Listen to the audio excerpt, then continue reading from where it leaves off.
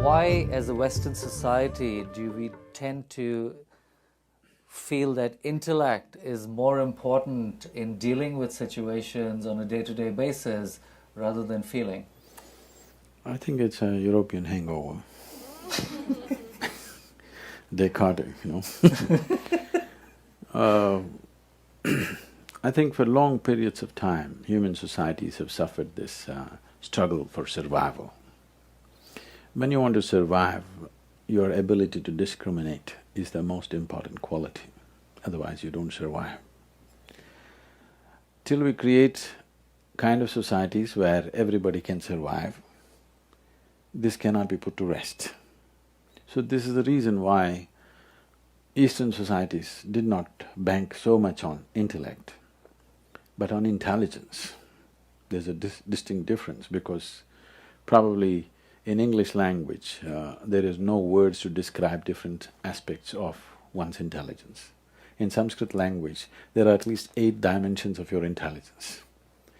So intellect is just one of them. Intellect is very useful for survival process because it gives you discriminatory capability. If you allow your intellect to find out anything, suppose you want to know this flower through your intellect, you will see the only thing you will do is pull it apart and try to know it.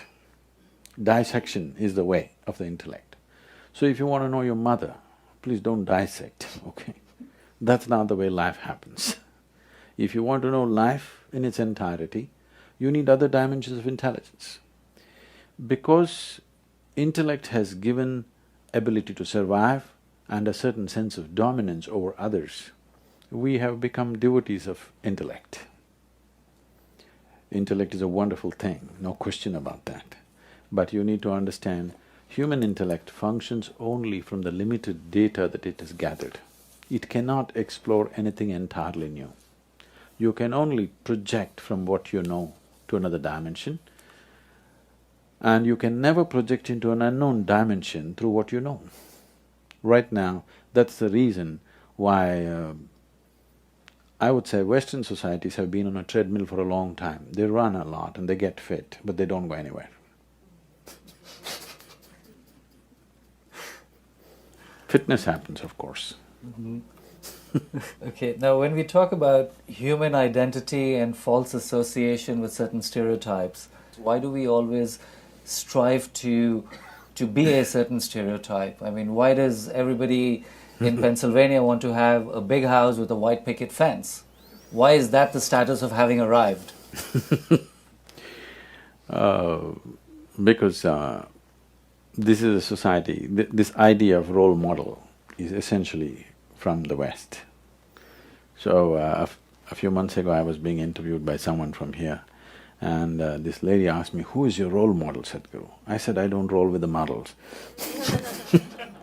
Such an idea never occurred to me. It never occurred to me, how should I shape myself, in whose image? That never occurred to us. Because the East is always looking at how to turn inward and discover the deeper potential in you, never going out to be like somebody else. This is something which is there in the natural ethos of India, that you cannot be somebody else. You can never ever be someone else, you can only be yourself. And how to make this yourself into your full potential, full-blown growth is all. The traditional yogic examples go like this: if a mango tree looks at a coconut tree and thinks coconut tree is taller and aspires to become a coconut tree, it will become a no-good mango tree. So, every life is unique in its own way and has its own place.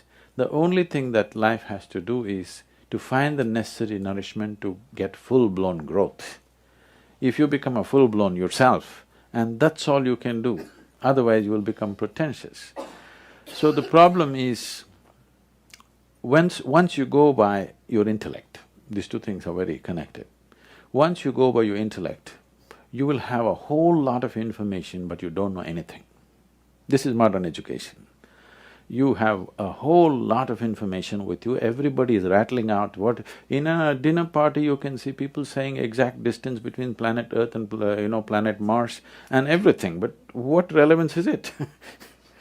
It is just that you can gather information like this. When you have information, you have a false sense of feeling that you know everything, but you know nothing. It may help you in the financial market to have information, but with life, what is needed is not information, what is needed is profoundness of purchase that you have into life. You need traction into life, experiencing life. You cannot know it. If you read a book and you think you know life, or you figure out something in your head and you think you know it, no.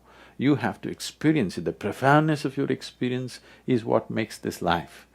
So if you go by the intellect, imitation is a natural process, and that's how the role models come. Can I tell you a story? Please.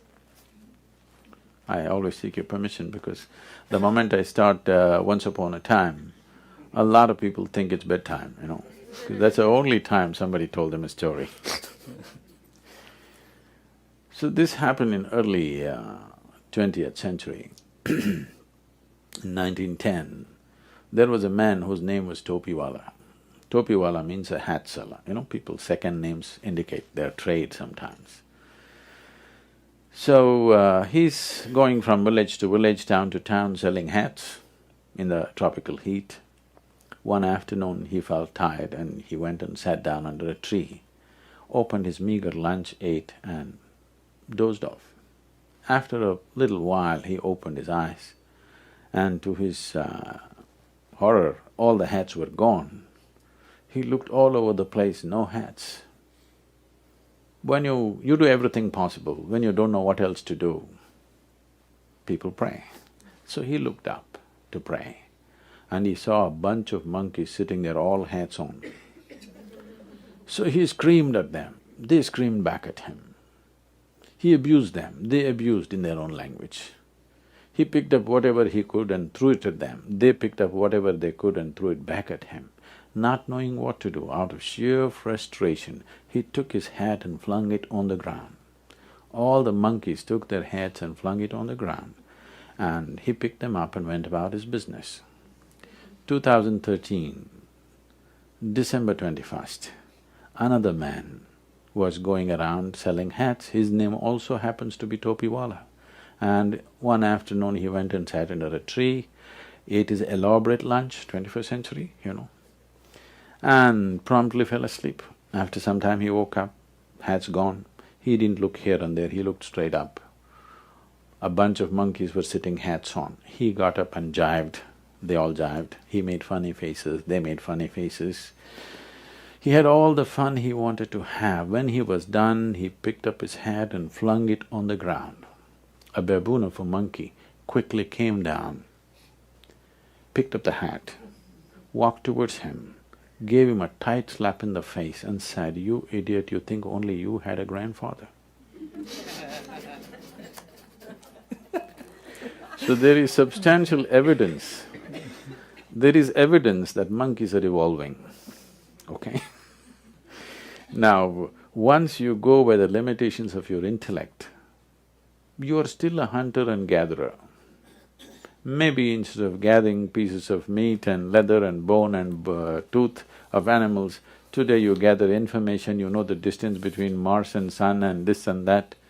Maybe you gather, but still the nature of the intellect is to gather. By gathering, if you gather so much, somebody who has this much, in front of that person, in comparison to that person, you look better.